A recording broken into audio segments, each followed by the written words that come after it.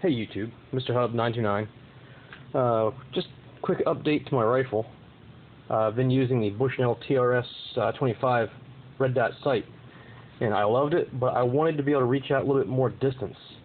And with the TRS-25, it was kind of hard. I mean, it was capable out to about 100 yards or so on a man-sized target, but it was hard to do anything, precision-wise, and it was kind of limiting.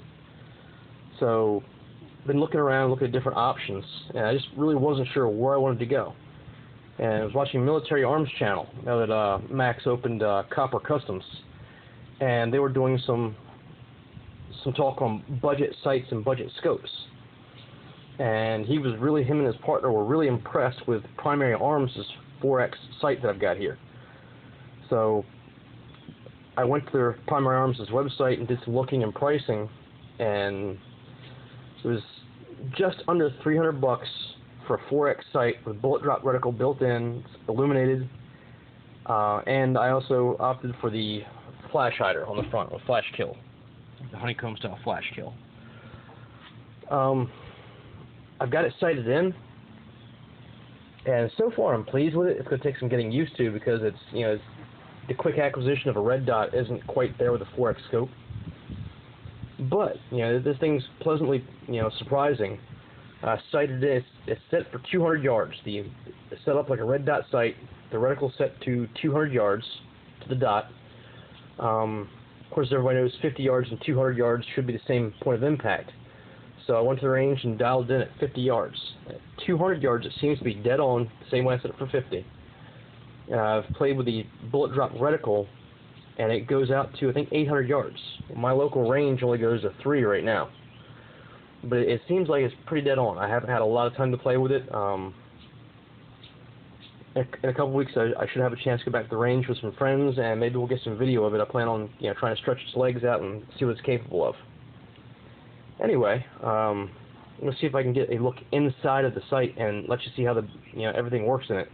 Along with the bullet drop reticle, it also has a built-in rangefinder, and the rangefinder is kind of interesting. The fact that the average height of a person is, according to the company, 5'10", with about 18 inches across the shoulders. So they set this thing up so that when you look in just to the right of your reticle, there's the rangefinder, and basically you put the bottom bar at a person's feet, and the top line at their head will be their distance from you. And hopefully that'll make more sense once you see it. Let me turn this on. It should be on now. I'm trying to get it up here and see if we can actually see the reticle.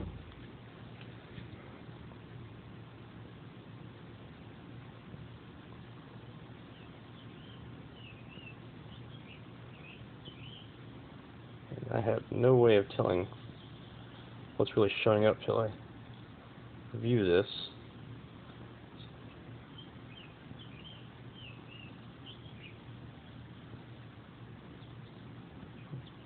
And for all I know, I'm getting nothing right now.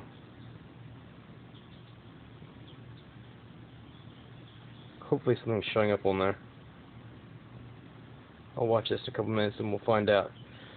Anyway, I'm so far pleasantly surprised with it. Another addition to the rifle has been a compensator. And I gotta tell you, I got this thing off Amazon dirt cheap. And this is my first compensator, so I'm really not sure what to expect from it. But you feel the percussion of the round going off, the pressure wave comes back and hits you and all around the face. It's unnerving if you're not used to it. And I've learned to get used to it, but the first few times I pulled the trigger, it really shocked me. I had no idea what was going on when I pulled the trigger because I'm not used to feeling that pressure wave hit me when I pull the trigger. So this thing it's like somebody takes a rolled up piece of paper and smacks you around the face with it, right, on the end of your nose when you pull the trigger. Of course, the gun does not move. Another thing with the sight, it's on the heavy side. Nothing that's not manageable, but it definitely adds a little weight. So if you're having problems, with a heavy gun, this might not be the sight for you. Like I said, for the price, I'm okay with it. It's got this mount, they also offer a quick detach mount. Basically, it's built for the ACOG, and apparently the ACOG and this share the same base that mounts to with Picatinny rail. Another thing to note, if you do buy one of these, take the time to buy some medium grade Loctite. There's 2 bolts that go up through the base and attach to the sight. They're under the Picatinny rail. And I mounted my sight, locked down the 2 nuts here, went to the range, and sighted the gun in. I was shooting right along, enjoying myself, and all of a sudden I started to notice my point of aim going off. And the 4th or 5th shot that I fired, realizing something wasn't right, I also noticed my the scope flip on the squeeze of the trigger. You know, something was loose. When I started checking, the 2 bolts that go through here that secure it to the sight itself had worked their way back about a half turn each, and the entire top was loose. You could wiggle it. So I went home, pulled the sight off, pulled the bolts, and Loctited both the through bolts to go to the sight, and then Loctited these, the lockdown nuts that attach it to the rail. Like I said, again, I use medium grade. You don't want to use the high grade stuff because you have to use heat to break them loose. And I don't think anybody really wants to do that to the rifle.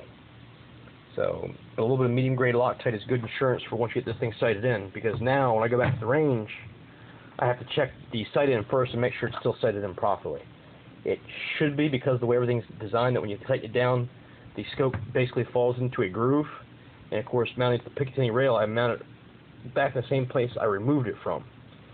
So I shouldn't have to make too much adjustment, if any.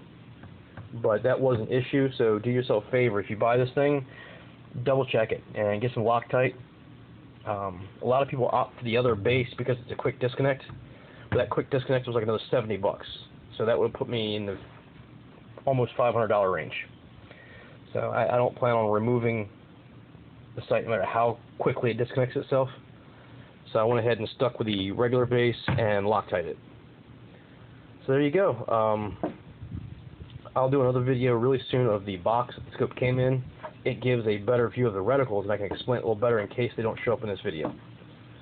So there you have it, the Primary Arms 4X. It's the PAC4X. So, and of course they have a, I guess, a patent pending design on their bullet drop reticle. So there you have it. Thanks, guys.